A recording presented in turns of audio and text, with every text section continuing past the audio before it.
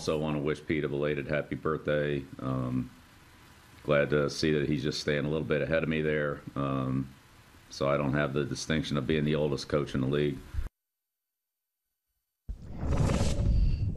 Bill Belichick earlier this week giving a little business to Pete Carroll when he turned 69. We're going to give the business to Tom Curran, who apparently is out finishing his round at the U.S. Open today. Tom Curran, welcome back. How are you? Or I should say welcome. You've never been on this new show on Peacock. So welcome to Peacock. Welcome to PFTPM. What's up?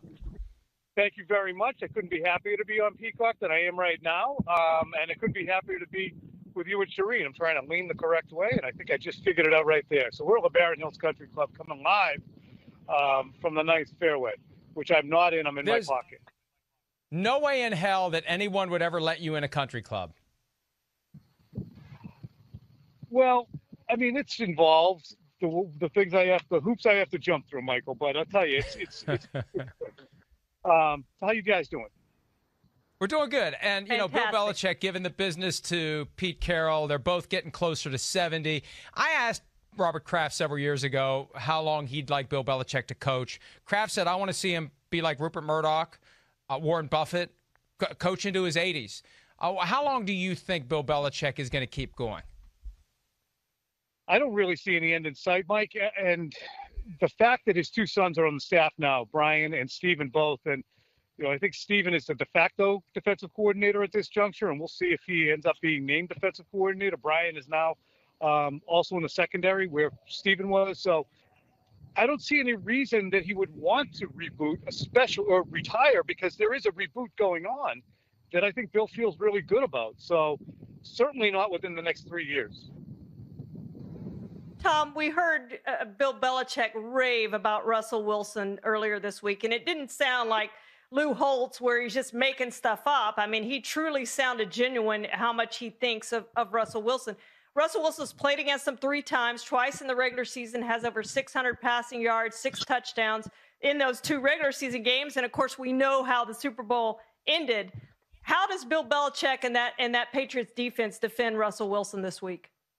It's really interesting, Shireen, because what Russell Wilson did in that Super Bowl, he didn't complete a pass in 2014 until 5 minutes and 36 seconds remained in the first half. And the reason was the Patriots said, you know what, we're not going to rush him. We're not going to allow him to break the pocket. We're going to stay very, very disciplined and keep him in front of us. Now, they could do that with a veteran defense.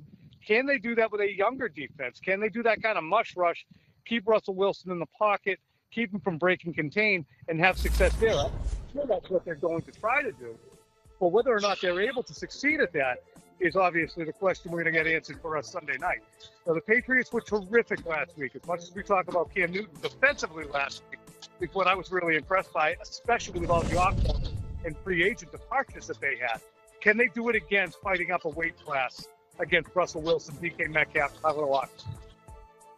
The story is Russell Wilson versus Cam Newton. And, Tom, when I saw Bill Belichick's comments from Monday downplaying the 15 rushing attempts that Cam Newton had on Sunday, he basically said, hey, look, they were option plays. Sometimes you hand it off, sometimes you keep it. And then I watched the game carefully. There were 7 designed runs, and there were 6 runs out of an option look. So there were plenty of moments where they called his number and they knew they were calling his number. And I just can't help but wonder whether or not Bill's trying to throw people off the scent of what he's really up to. And I think we're going to see plenty of Cam Newton running as long as it's effective. And you know what? For the most part, they kept him from getting banged around, which is one of the most important things you have to do with Cam Newton. Do you think we're going to see, let's say 15's the bar, are we going to see over, or are we going to see under 15 rushing attempts this week? I think it'll be well under. I'll be surprised if he gets to 10. The reason being, different front. They're going to play that one gap, penetrating, get up the field type of defense in Seattle, whereas Miami was playing 2 gap and reacting. I think, too, with Cam, you're going to want to take the ball out of his hands now that you've seen how capable he is, and that he can be a force of nature still. So Bobby Wagner, Jamal Adams, those are guys who you say, you know what, make sure the Cam decides to hand it off to Tony Michel or to Rex Burkhead on this particular play. And to your point, Mike, those 15 carries, I counted maybe 3 where I would say he took punishment on the tackle. All those carries are not created equal. You might play the Ravens, you might play the Seahawks, you might play the Pittsburgh Steelers. and have 6 carries and take more punishment than he took last week against Miami, which was a lot of single solo tackles dragged down as opposed to big hits. Tom, everybody's raving about the Patriots after that game last week, and I think maybe we overrated the Dolphins a little bit. I thought they would be better than what they seemed to do. Ryan Fitz magic looked like Ryan Fitz turnover in that game. What do we know about the Patriots at this point after that game against the Dolphins? We know that Cam Newton has a running style that still in 2020 is like it was in 2015. We know that the Patriots have an offensive line that absolutely positively warmed to the task of blocking for him. Those 2 things we know about the offense, and we know in the secondary, the Patriots are still absolutely loaded. We don't know how their linebackers are going to look. We don't know how their front is necessarily going to look against a guy like Russell Wilson, and we have not seen and had exposed to us the lack of weapons that they have on offense. So all we know is Cam Newton, offensive line, secondary, check mark, check mark, check mark. All right, Tom, get back to your round. How many balls have you lost today? It's funny because when I play with my kids, it's awful, and I've probably lost at least 6. So I'm trying to break even every time I go in the woods.